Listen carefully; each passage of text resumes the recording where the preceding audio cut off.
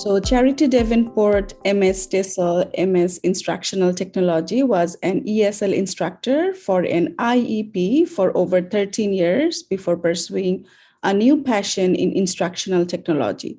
She loves finding ways for learners to learn English in engaging ways using technology.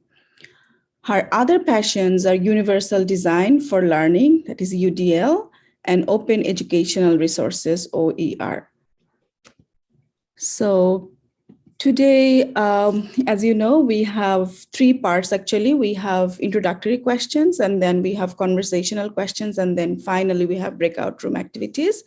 So we have three introductory questions. As usual, at first I'll ask the question to our SME, and then that question after a talk from our subject matter expert, the question will be open for all the participants. So first of all, I'm going to share the question or ask the question to our subject matter expert.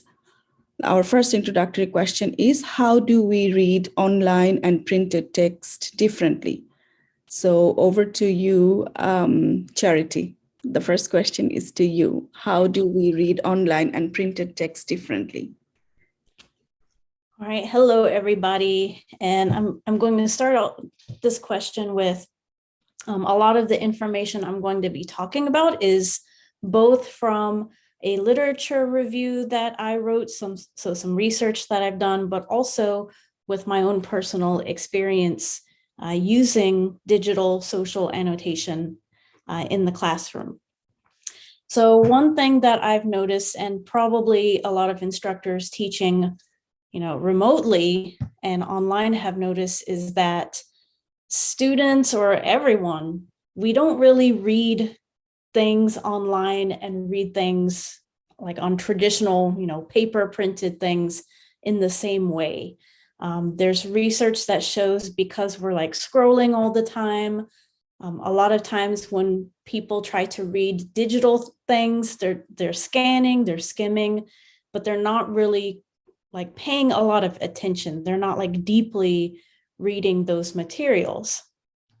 One of those reasons is because we don't really have a way to make notes with that information that we're learning digitally, because we don't have pen and paper with us, or maybe we don't make the connection that we could write what we're learning on a piece of paper. But also that means the strategies, especially that we're teaching in the classroom for reading, maybe we need to teach different strategies when it comes to reading online.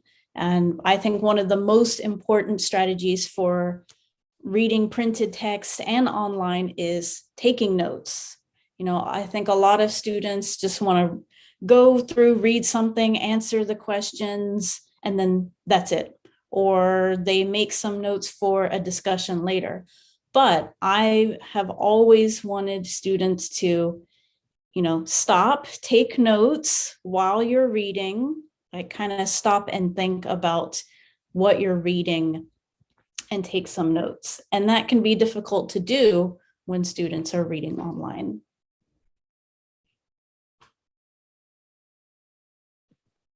Thank you, Charity. That was wonderful. Now floor is yours, dear audience. Whatever you feel comfortable, just remember this session is quite relaxed. If you feel comfortable, you can turn on your camera and your audio, and please feel free to answer the first question that we have. It's open now. Or if you don't feel comfortable, either one, you can put any of the comment that you may have in the chat box, and we'll read out loud for the rest of the audience.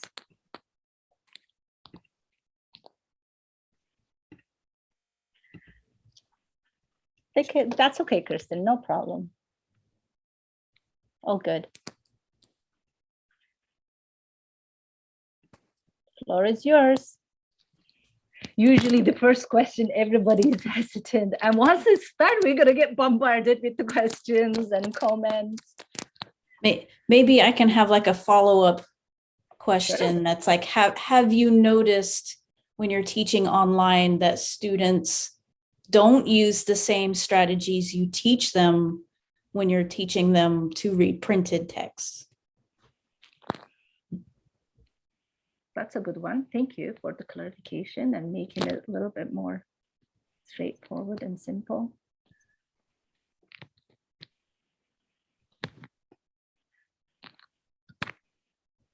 It was one thing that I noticed with this reading online, a digital text versus a printed text, that I've noticed for myself and my students. You get used to the tools. You get used to, the grammar tools, or the text is too small, I'm gonna, scrunch it up and make it bigger. I find myself, I had like a textbook the other day, and I was like, oh, this text is still I'm going like this. I was like, oh yeah, that's not going to work, is it? We're just so used to these, to the lighting in the background. Like, you could have your iPad or your phone and read in bed at night, and the light can come on and dim, which, you can't get in a text. There's, some pragmatic differences for sure. But as for, strategies, yeah, I mean, I think we're, as teachers, I think we're so focused on teaching specific text-based reading strategies that we haven't really quite jumped the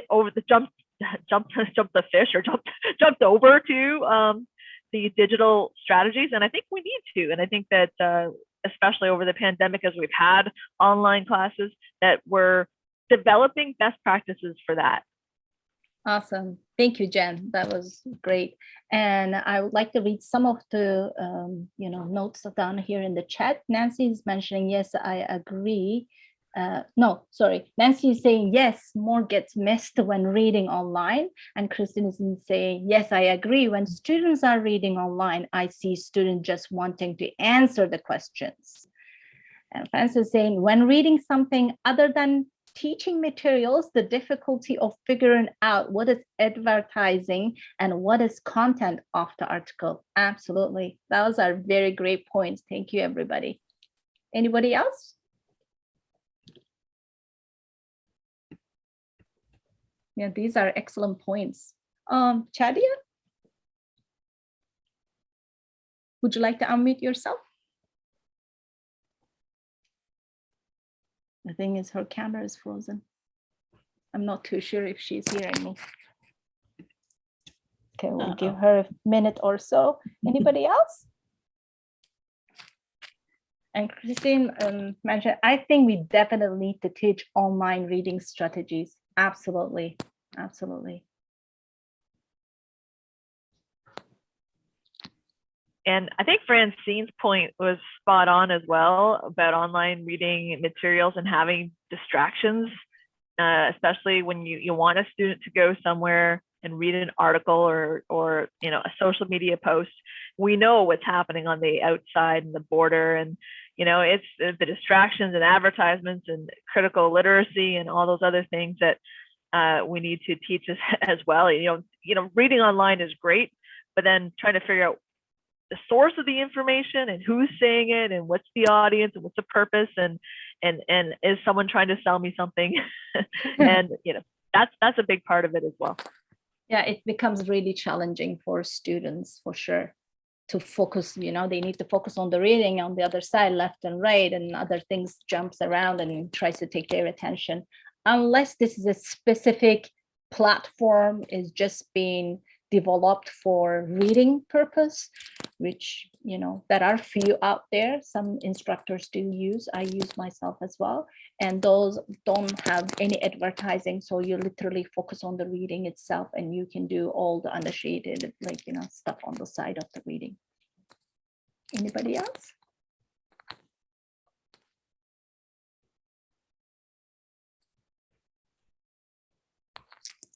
Okay, over to you. Let's go to the next question.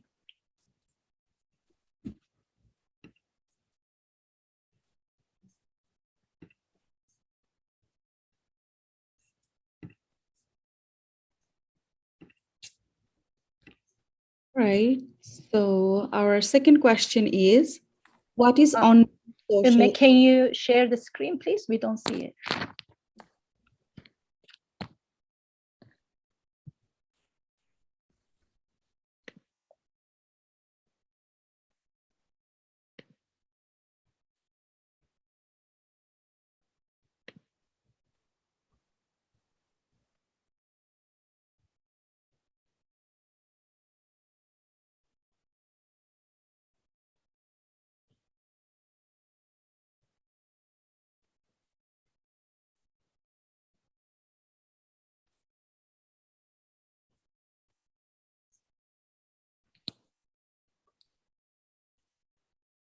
Just hit the present button. I think you just missed it. Next to share. That one. There we go.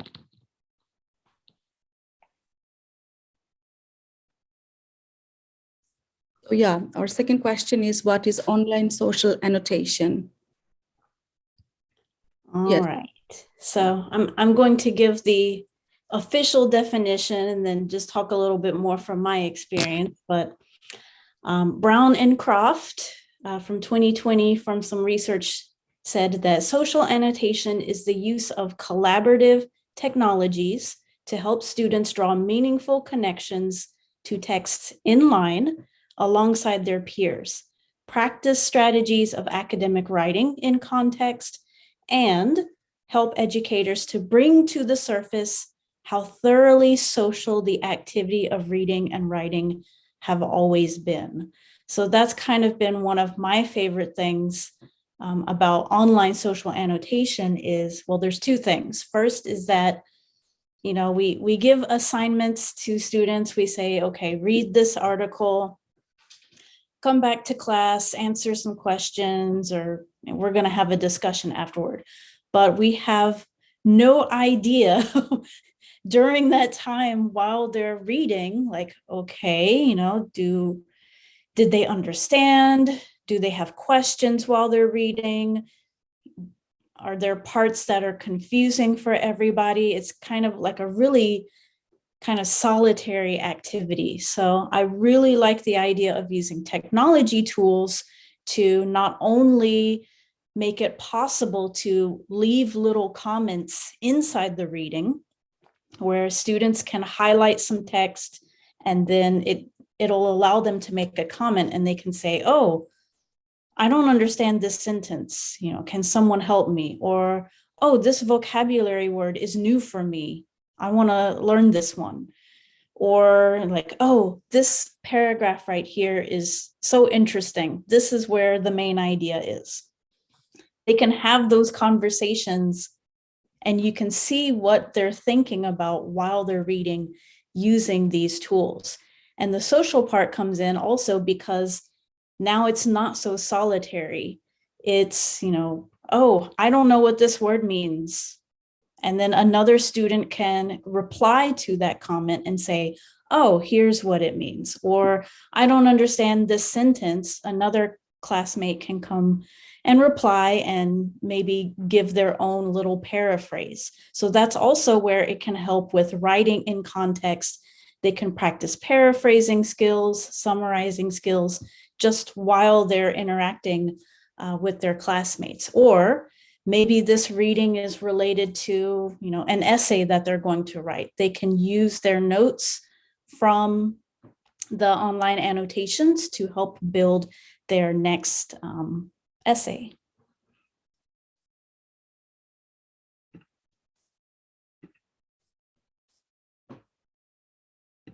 Yes, Gonul, you're muted now. That always happens, as I said earlier. I was just saying, thank you very much for the great definition of online social annotation and explanation that clarifies many things for other audience that who never really used this before. Now is more clear to everybody. So it's audience can join anytime they like, either through chat or unmute yourself, or you raise your hand, whatever the option is more comfortable for you.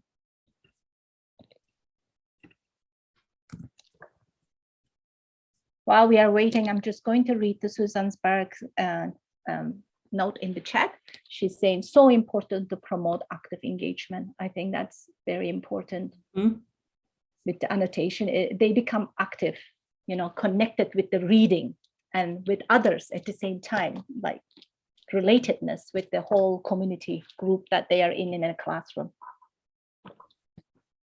Yeah, absolutely. And, you know, what I really like about online social annotation is, well, if you're doing educational technology, you might have heard of that SAMR model, that substitution, augmentation. This is really that R phase, that redefinition. You couldn't do this before. You couldn't interact globally with a piece of writing in the ways that we can now. So how do we leverage these tools to encourage this interaction and engagement, like I said, in the way we've never been able to do before? So that's what's exciting for me as a ed tech geek. But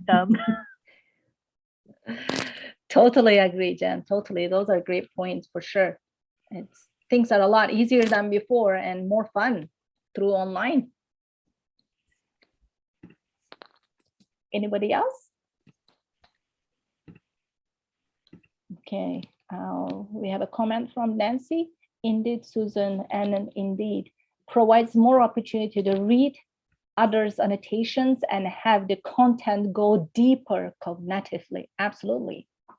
That's for sure. Great point, Nancy. Thank you.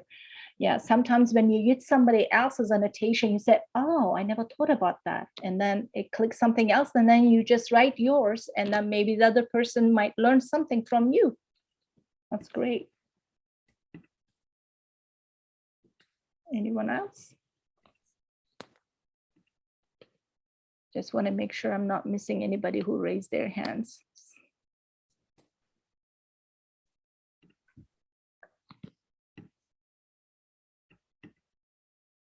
Yes, we all agree with Nancy for sure. She made a good point. Somebody raising hand. See? Oh, Shadia, there you are. Unless she, that's the previous hand raise. I'm not too sure if it's for now. Okay. Please, it's over to you. Yeah, thank you. Can you hear me? Yes. All right, yeah, I'm just having a very unstable connection, unfortunately, for whatever reason. Unusual, but I hope that you can hear me well. I just wanted to add that there is for me personally, I think, when I'm reading online, and there is a close connection between the annotation that I do when I'm reading and my first drafts of writing. So there's this back and forth, you know, kind of for me taking notes and reading and annotating and drafting my first draft of whatever that I'm working on. So I see this very close connection between this particular annotation when reading and writing. And if Charity would agree with me. Thank you, Shadia. Those are great points. Thank you very much for sharing your insight with us. Anybody else would like to put their comments in the chat or raise your hand or unmute yourself?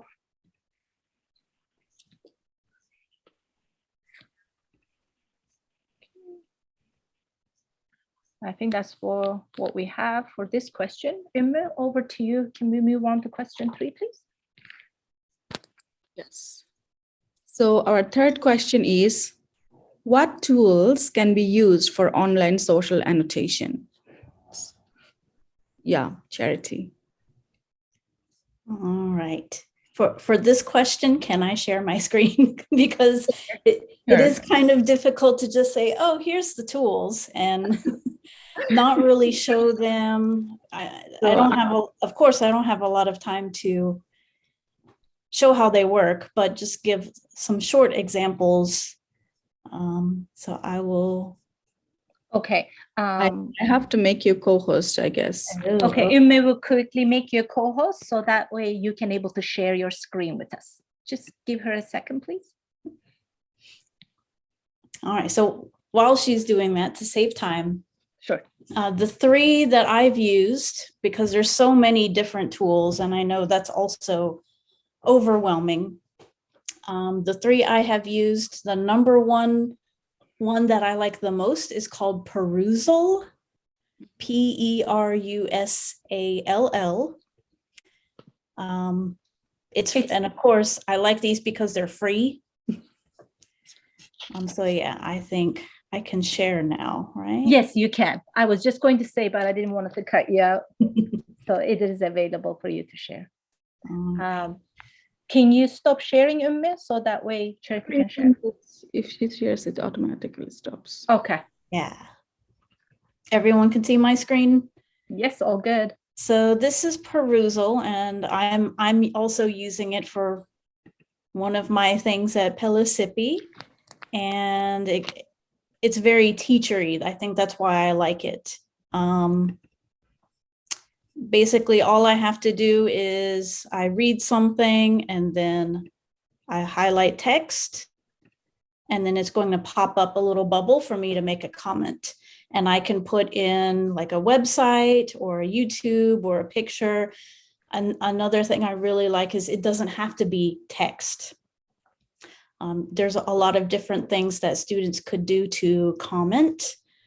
Also, in the teacher view for this tool, you can see how many students, like who's participating the most. Students can upvote each other's comments to kind of like support and say that their comment was really good. You can ask questions. And then also if you have more than 10 students, it can create a confusion report. So if students are asking questions and it can kind of tell that they're asking some questions that they don't understand something, it can create a report, which I think is super useful, because then that can be what you talk about in class the next day of, okay, let's clarify these ideas. And Perusal is free. I like free stuff. Everybody likes free stuff. Absolutely. Hypothesis is another one that's free.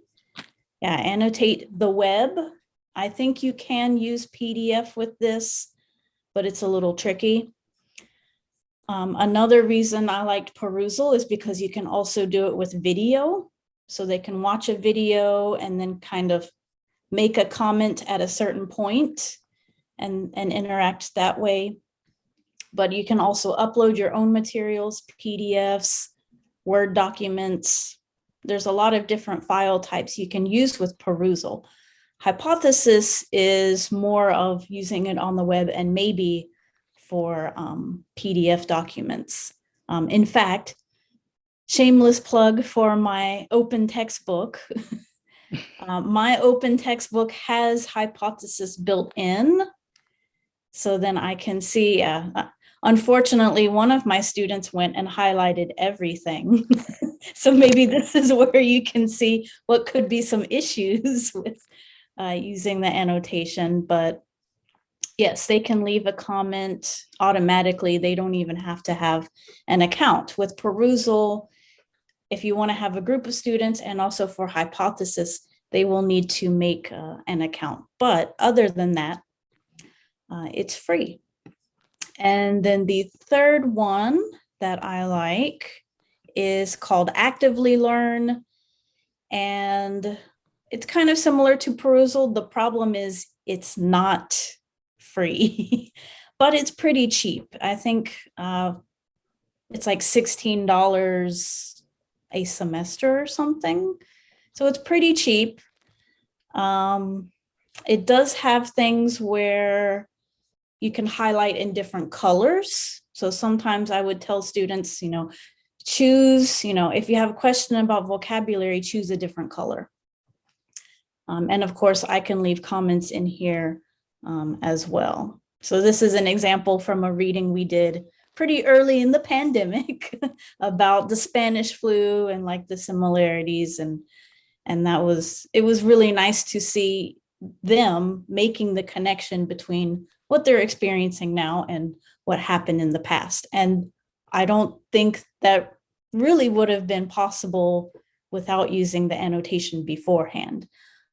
Maybe another thing I want to emphasize is, even though this was done in an online class, when we moved to remote teaching, I have used the digital annotation in face-to-face classes as well, because it's really helped with taking their notes and their comments online, and then let's extend that discussion in our face-to-face classroom. So this is definitely something that can be used it doesn't have to only be used in online teaching. Awesome. Thank you so much, Charity, for sharing those wonderful free resources with us. That's wonderful. I would like to read some of the comments went through. We have Jen actually mentioning another resource. She uses Google Keep open my own annotation when I'm researching or writing, and the Google Keeps can be shared with others as well. I think that's a great tool as well on top of what you show us. And Susan said, thanks for sharing all the resources, like I said earlier. Thank you again. Those are wonderful, because as teachers, we like to do it. We want to promote, but sometimes we don't have enough resources, or they are not very user friendly, and you have to spend a lot of time to understand the source so that you can explain your students and you can work as a whole class to do it. In this case, it will be, it's not a lot, just few, so you can just search on your own time and find out which one is the best fit for you, right? Everybody has their own favorite. That's perfect. Any other comments before we move on? Oh, thank you for that. That's awesome. So Charity, kindly share all the links as well. If you like to open them up and save it on your favorites, that's wonderful. Catherine did have a question here. What was the name of the last resource that Charity mentioned? The paid one. The Actively Learn. Perfect. Okay. Any other comments before we move on to next question? This was wonderful. Okay. I just don't want to miss anyone. Let me quickly check. No hand raised. Okay. Over to you, Imme, for the next question, please.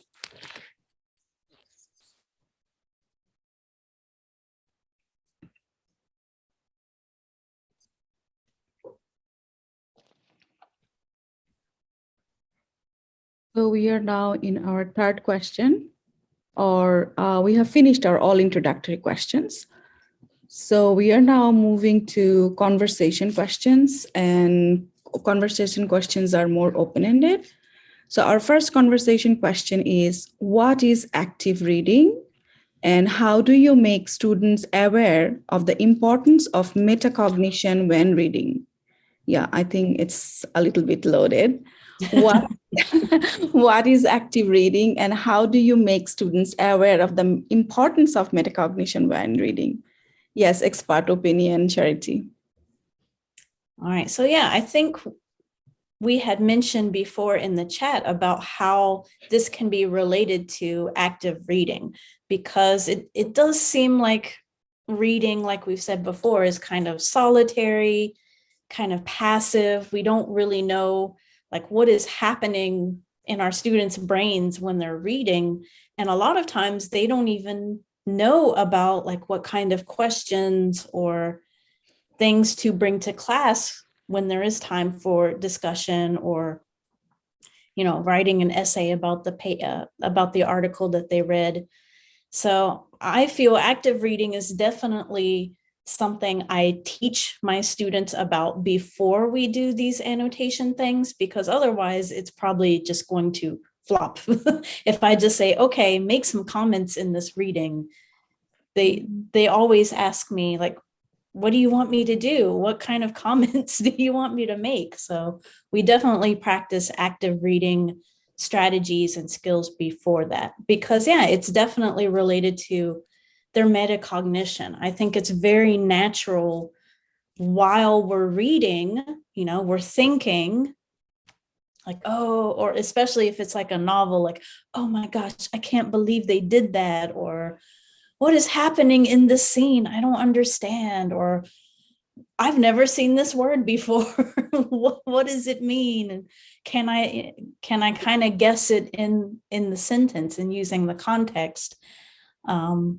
But I feel like we have to teach students that those kinds of questions they're asking while they're reading are super important, and they're important to document in the annotation, because now their question can be known to everybody, the instructor, their classmates. And so we can kind of learn about this reading and learn vocabulary and comprehension all together in one place, in one document.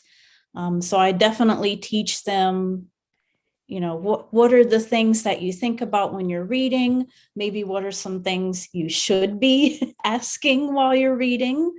Like maybe, you know, do you ever stop and say, you know, you finish a paragraph and you say, okay, what was the main idea for this paragraph? I think a lot of times students don't do that. And that's really important for them to do. They don't have to wait until they get to the end of the article and then say, oh, what was that? What was that about? Maybe each paragraph stop and just think, reflect, make a note. Annotations, I think, are great because it's a note that everyone can see and reply to, but it's also a note for themselves and to help with their comprehension. And yes, I'm definitely a person that loves to teach them vocabulary in context.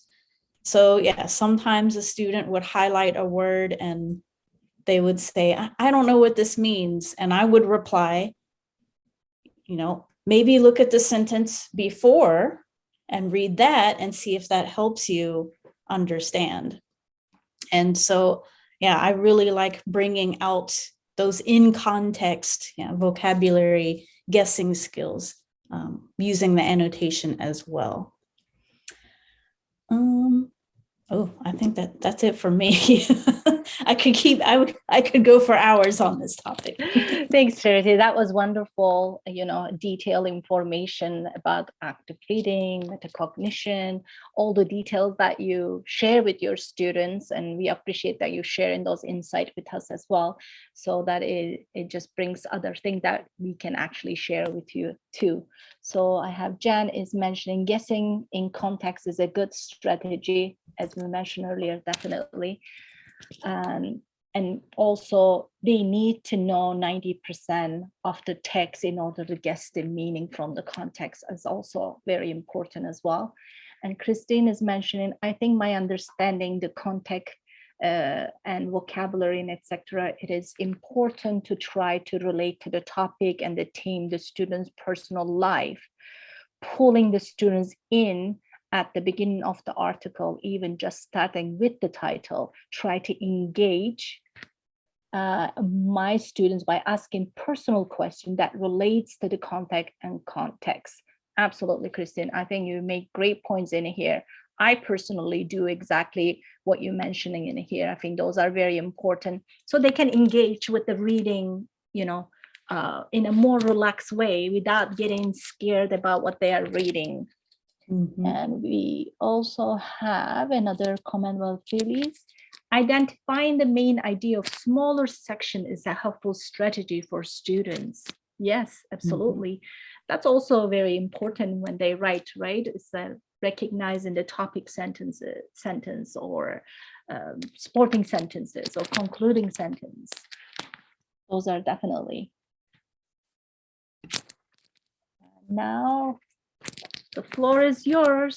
Anybody else would like to mention anything else or raise your hand if you want to talk? I wanted to add, though, that the metacognition is so important when we're talking about digital texts and critical media literacy, trying to develop that with our students. You know, it doesn't even matter what the genre is that they're reading, but understanding the who, the what, the why behind the writing, getting them to think about that is just so important with, you know, so much information out there digitally today. Mm-hmm. Yes, definitely. I think metacognition is an important one that needs clear explanation to students as well as instructor. We can even actually model our thinking when we are reading. What do we do? What kind of, you know, processing I'm going through, like thinking out loud. I'm just gonna think out loud to show how I do, so that you can apply to that specific reading you're doing. So it's like a modeling to the student. They really enjoy that and they really appreciate that because they don't know how. Just saying the metacognition, active reading and all that, it just enters in here, goes up from there. But when they see it as a model, or even finding a YouTube video that explains as well, or posting it, that's also very helpful too. I totally agree. Metacognition part is important. They need to know what's going on up there. Anybody else? Let's see if I missed any other. I actually have a YouTube video about active reading strategies for students. You should share with us. You should share with us. We have, yes, okay, I read that. It's paraphrasing. Yeah, for sure. Like warming up. Nancy mentions like warming up. The brain like stretching before exercise. Absolutely, yes. Like everything else, when you do some sort of a sport that you want to do in the morning, what do? You just warm your body before you really get into it. So making it personal, looking at the title or looking at bolded areas to familiar yourself with the reading will be very helpful. And our mentioned, I think one task that consolidates the result of active reading would be paraphrasing the concept. Absolutely. There we go. Charity share the YouTube with us. I'm going to put it on my favorite to watch it later. Thank you. That's awesome. Any other comments? We have wonderful, comments going on in here. I just wanted to say too that metacognition when reading, I think the other thing we need to teach our students is the subjective filter through which we read things, right? How I see something is going to be filtered through my lens, and that's a lot of different things filter how I see something, and that's going to change depending on the same reading is going to be interpreted many different ways by other people. So even just getting students to be aware of their own filters or biases is a really important thing, a strategy that we need to be teaching them for sure. Absolutely. No, that's a really good point. Thanks, Jen. Anybody else? Any other comments? Okay, let me see quickly in the chat if anybody raising their hand and waiting for me to see them. Very good in here. Okay, I think we are ready to move on. Thank you, everybody, again. So what are the benefits of online social annotation? So this is for you, Charity, first. Oh, no. I just logged myself out of my notes. Oh, okay. I logged myself in. Let's see. Oh no. Why did I do good. that? We'll talk while you're finding that out. Anybody else would like to mention anything? Or think about what you're going to say about the benefit of online social annotation. I've got it now. You got it? Awesome. Can I share my screen? Yes. All right. Because yes, this was definitely a big question that I had as part of my literature research. And so like throughout the data, I kind of tried to filter what were the biggest, benefits, and then to the smaller. Of course, it really helps encourage collaboration. And I think that depending on where your students are from, teamwork and collaboration can be a really difficult thing. Either it's just something that's not really done in their culture, or maybe there's more of like the group think. So they just like agree with each other and that's it. And so, yeah, part of it is, we give them a platform and we encourage them to, challenge each other, ask each other questions. If they need help, then to help them. So it really does help with encouraging collaboration. It really helps with reading comprehension, because if they're making these questions, they're asking these questions out loud and helping each other answer them, it helps them understand the article better. It encourages knowledge construction. Again, I'm a very constructivist person. I believe the best way to learn is to make that information part of yourself. So yeah, like in the chat, someone mentioned about, making the reading or making sure that they see a connection to their personal life. I think that is, if you make that connection, then that's real learning. So to be able to make these connections and see other people's point of views as well will really help them to learn better. It enhances engagement, which is hard to do for reading.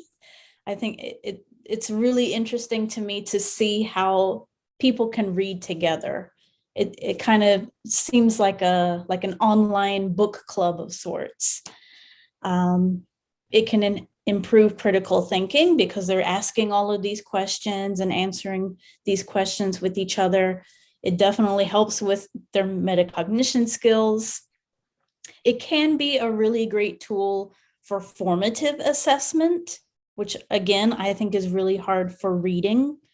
We can see through the comments like, oh, which students are struggling, which ones are helping each other out the most, which one, like, oh, they couldn't understand, this part of the reading. I need to teach something related to, this type of reading strategy.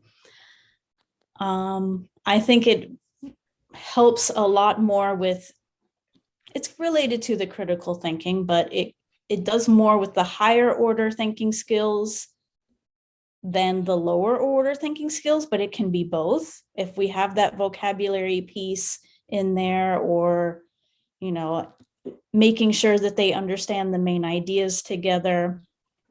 I think both can be touched upon, but I think it's really to help students get to that critical thinking level. Beyond that, it helps encourage everyone to participate. I think it's easy to see when students aren't and try to encourage them to participate. You can involve multimedia. Like I said before, those comments don't have to just be text. It could be images, other videos. They can make connections between ideas using those comments. It can help with scaffolding. If they don't understand, you can, like I had with the vocabulary, you can help get them there, give them a hint to help them out. I do like the flexibility between, this can be something done online, offline. It can be done synchronously if you want, or asynchronously. Of course, it helps with vocabulary, writing. It can help with learning about, if they have classmates from different cultures, learning about their classmates. Reduce cognitive load. I guess that could be like when they're reading, it's like, oh my gosh, I can't, it's too many words, it's too much. I think these kind of strategies help them chunk that information better. Like we said before, just stopping and giving them a second to think and then formulate some idea. The collaboration piece is definitely real world application. It can reduce reading anxiety for some people, because I think a lot of times my students have said like, oh, I can't believe this happened. And then another student is like, oh, me too. Like they have the same ideas and the same thoughts while they're reading, and they make that known to their classmates. And there's some research, it can help with speaking. That might be like, if you have the in-class discussion part, it can kind of help them prepare better for that in-class discussion part by participating in the reading and doing the annotations online. Thank you, Charity. That was great.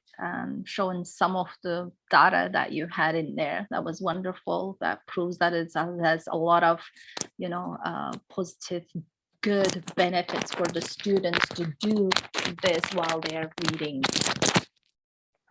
I totally agree with that. And now the floor is yours, audience. Anybody would like to comment on that or have other questions that you are wondering?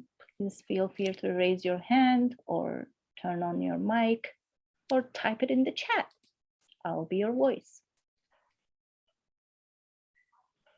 Yeah, and this is awesome. I'm getting some great ideas, but now I'm thinking I've been doing it all wrong. There's other things I can do. It's not just a forum afterwards. What else can we do? So I'm learning a lot. This is awesome. Yeah, that's perfect. Yes, absolutely. It just makes you excited to see all the benefits students will be getting just doing this. It's just bonus, right? You don't need to fight for it, it just comes with it. Okay, Susan has a comment saying sharing the phenomenology of the experience can help to normalize experiences so people gain confidence in the process. Absolutely, for sure. Especially the shy students or the students that their self-esteem is quite low and they just getting the courage with the rest of the group will help with that for sure. Anyone else? I'm just going to quickly see the chat and see if anybody raising their hands. No. Okay, we have a question. What are your experiences with the technical struggles, Charity? Oh, that's one of the upcoming questions. Perfect. Then we're gonna wait for it. So I will ask one more time. If you like to comment on this question too, or type anything in the chat, please do so now. If not, we'll be moving on to the next question. Okay, I think we are good to go to the next question.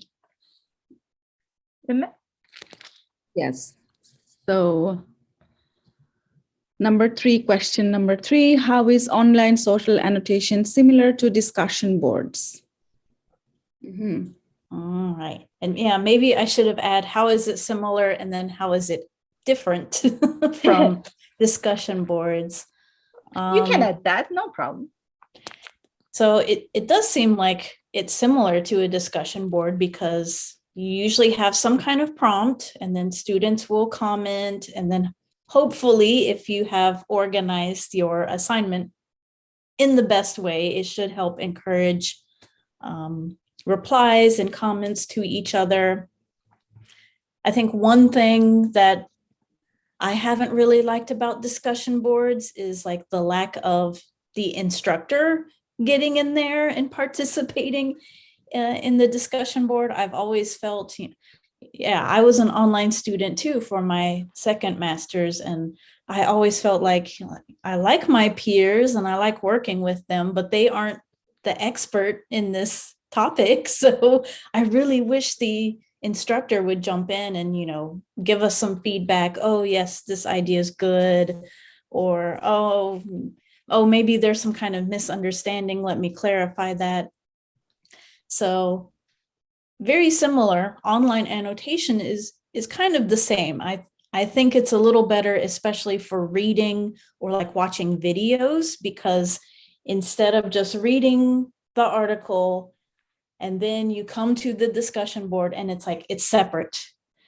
And so it's really hard for me to like that one paragraph on page 36. It's like, I don't really want to take the time to go figure out what that is. I really like it being embedded. The discussion is embedded in the text, and the student can highlight specifically what they're commenting about. So having it in context, I think, is so much better. And I think more of a conversation can happen in different areas of that text because of that. It's not just like one discussion board. There can be several different conversations, and the students are kind of making their own prompt.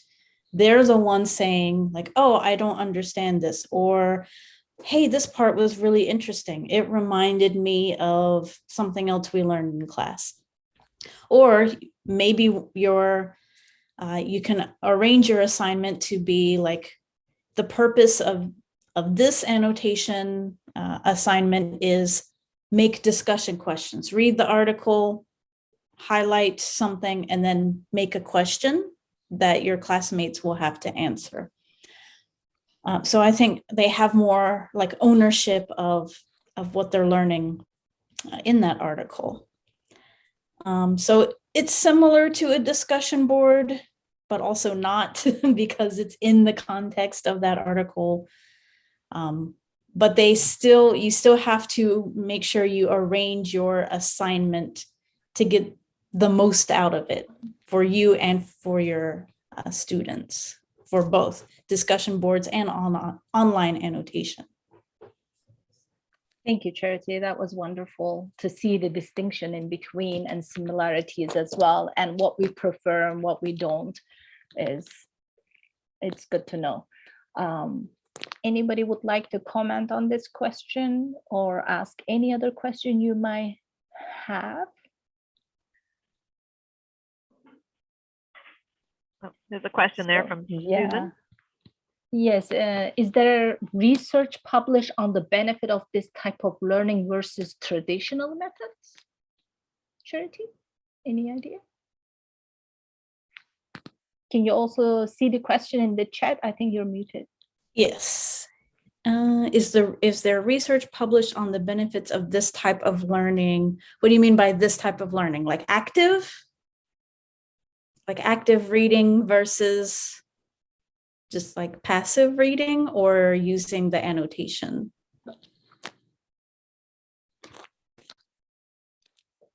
Online. The online component.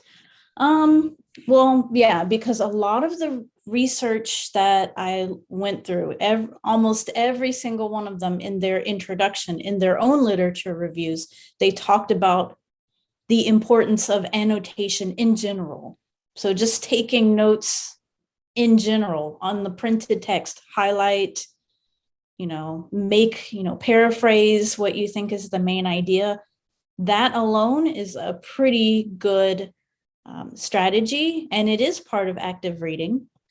But I think what the online part brings in is the collaboration piece and the learning from each other, like a learning environment as a community piece that is really difficult to do with traditional text, unless you have like some kind of like book club or something in your synchronous classes. But I feel like if you have them do this asynchronously, it saves a lot of time. So you can do that kind of like book club type activity in the face-to-face class. Thank you, Charity. Hope that answered your question, Susan. Susan has another question. Is there a data comparing relative effectiveness? Not in the research that I looked at. Most of what I was looking at was just what is online social annotation, how does it work, the benefits, the things you have to watch out for. And yeah, a lot of the benefits come from the how is it planned, and yeah, learning, making sure you know the technology piece. So yeah, I think you just made a very important point, Charity. Just the way that it's been instructed, that explained to the students makes a big difference to start the whole thing. How is it going to work out? Mm-hmm. So, and somebody that never did before and tried to do it might struggle, I guess, needs testing before you actually do it. That makes a big difference for sure. Any other? Yeah, Jem mentioned there is always some benefits of the non-tech tools, like a paper book. I've never had to make sure my paperback novel was charged before I picked it up for the afternoon read. Mm-hmm. Yeah. Sure. And yeah, I always, before we made the transition to online learning, I always gave my students a print copy of the online article because I am the same way. I want to highlight with a pen and take notes with my hand. There's some kind of magic with, me. If I write it down, I will remember it so much better than if I type it. So I understand exactly. And so what I told my students was, I will print it out for you, take notes on the paper, and then the notes that you think are like the best ones to share with everyone, put them in the online one. Because it doesn't take much time to just highlight the text and type their comment. So yes, I definitely like print stuff as well. Like many of us, right? Susan mentioned also different learning and style abilities. Definitely, we gotta try to reach all the styles that we might have in the classroom environment to serve them. Please comment on the accessibility of the resources you have mentioned. I do know for perusal, it has like text to speech to read out loud the readings. For my position at Pellissippi is actually accessibility specialist. So I know that's super important. And then I also think about me as an English teacher. It's like, if I want them to read it, do I want them to have the ability to do the text to speech? More and more, I do. I think there's a real value in them being able to hear and read it at the same time. So perusal definitely is, I would say, the more accessible one with that text to speech function. Thank you, Charity. So we really would like to have enough time for the breakout rooms. Let's move on to the next question, please.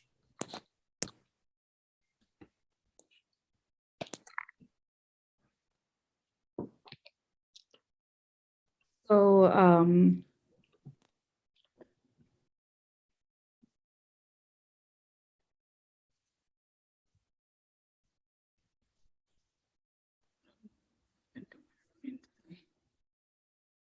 So our next question is, what kind of reading would be best for online social annotation? Yeah, what kinds of readings would be best for online social annotation? Yeah, any particular type of reading? I guess this is a good question because it's short. I think for me, it's anything, anything that is text, I think would be good. Personally, especially with the online part, it might be difficult, if you're using like an e-textbook and they have to log in, it may not, be compatible with one of those online tools. You have to think about copyright. If you're copy pasting something into like a Word document to use for a tool, I'm all about like open educational resources that are digital and open, not having to worry so much about the copyright. But other than that, I think academic readings, literature, novels, if you can get a digital version of that text and have it work with that tool, I think read everything that you can. Great. Thank you, Charity. Any other comments, or would you like to turn your mic on and speak up, whatever you like to do or feel comfortable doing? We just kind of got off topic a little in the chat talking about the handwritten notes as opposed to the online annotation. And, does that actually, is there a difference in how we process information when we take notes by hand versus typing things out? I've heard both sides. I've seen research on both sides saying, yes, when you have to take notes by hand, you're having to process information differently. And but yes, some interesting comments there for sure. Awesome. Thank you for sharing that, Jen. Yeah, definitely. Depends which one you support. Some definitely doing it by hand, they benefit the most, and online. And any other comments before we move on? Let me see if anybody raising hands. No. Okay, I guess we're good to go to the next question. All right, so next question is, what could be some obstacles for both students and teachers using social online annotation? I guess a lot. Some obstacles, yeah. All right, I'm going to share my screen again for Sure. this one.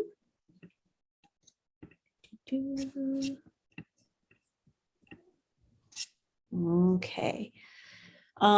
Because yeah, I found there were some drawbacks. It's not perfect. Anything that involves technology always has some problems. And like we talked about with discussion boards, it's always a thing of just because the technology sounds great, it doesn't mean teachers still have to do some good planning, good activities involved with that tool to make it work. And especially a lot of practice. Of course, you have to teach the students how to use the tool. You can't just say, oh, go do it. I like to do a lot of practice, even maybe the first time we just practice with the strategies, and I'll give them a reading that they highlight and they take notes by hand just to show them the importance of taking notes while you read. Then we can transfer that to practice, maybe have a practice reading and just practice making notes online. And that has really helped out. So my drawbacks here, I think a lot of the drawbacks can be avoided if you have a good organization for your activity with the annotation tool. You teach the students how to use the annotation tool, and you interact as part of that annotation environment as well. So yeah, 57% of it was kind of like lack of instructor support from the research. 22% was kind of difficulty with the tool, which I think can help with some practice. 21% is kind of that student preference. I don't want to interact with other people or I don't need to take notes when I read things, or yeah, I like paper, which I've kind of mitigated by saying, okay, make your notes on paper and then pick out the ones you think are the best to contribute to the online annotation. So really, I think teaching them how to use the tool, making sure your activity is organized well, making sure you give them the strategies and practice those strategies even before they start using the tool. I think that will definitely take care of a lot of the problems. And as for ease of the technology, hypothesis is, it's always the thing of the least features something has, the easier it is to use. Hypothesis is probably the easiest to use. Perusal is a little more difficult, but both of those websites have really good like tutorials and help. And if you try it out, come ask me and I'll help you. I really like these tools. I will definitely help you if you have any problems on the technology end. That's great. Thank you, Charity, sharing your result with us again. Yeah, those are some of them I can literally hear that I don't want to do this, or I don't feel comfortable doing that. I don't want to work with others. So because since we have international students, right, everybody comes from different background, it's quite normal. But at the same time, they got to get used to the new environment too, right? So slowly and surely. Okay, floor is yours now. Please either put your comment in the chat box or turn your mic on or raise your hand, whatever you feel comfortable.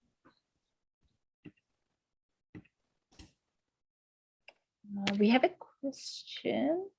Could the lack of instructor help be avoided by doing the reading in real and or specified time? Lack of instructor. For me, it's just I told students, like, read the article, we have like a round 1 and a round 2. Round one, make your comment. Round two, come back and interact with your classmates. In the round two is I'm also coming in there and, you know, leaving comments for them as well. That's good. That clarifies things a little bit more for sure. Thanks, Charity. Any other question or concern or any comment? If not, we're gonna move on to last question. And then so that we have enough time for the breakout room. Ume?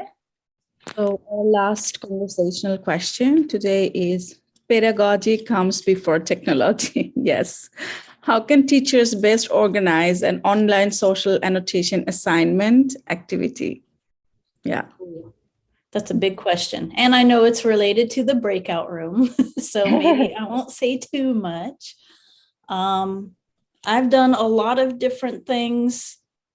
It really depends on what you know about your students and like what they need, or the type of reading. For example, when we read The Little Prince, I just wanted them to give their reactions or like what they were thinking while they're reading, and kind of just like a book club, just kind of talk about what was happening in the reading.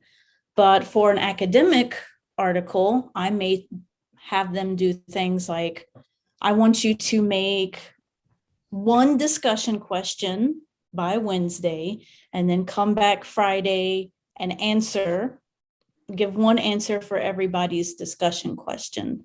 So I think there's so many different interesting ways that you could organize these kinds of activities. If you've heard of academic reading circles from Tyson Seburn, I think that's a really amazing thing to do with the online annotation, because they can take all of their notes about the reading inside the reading. And they can do each of those different roles in those academic reading circles inside the reading. I think that's it for me.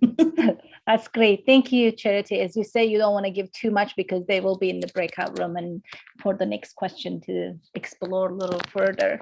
So I'm just wondering if anybody has any questions or comments, would like the answer according to your personal experience, or you're wondering. Any other?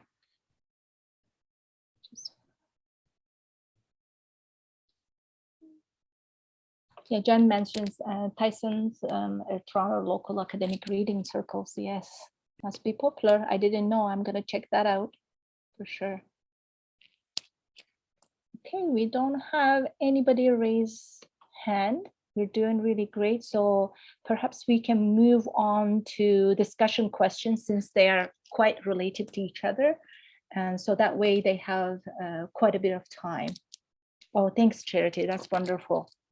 I'm gonna look that up. Okay. Would you like to explain that, Umme? For the breakout room, please.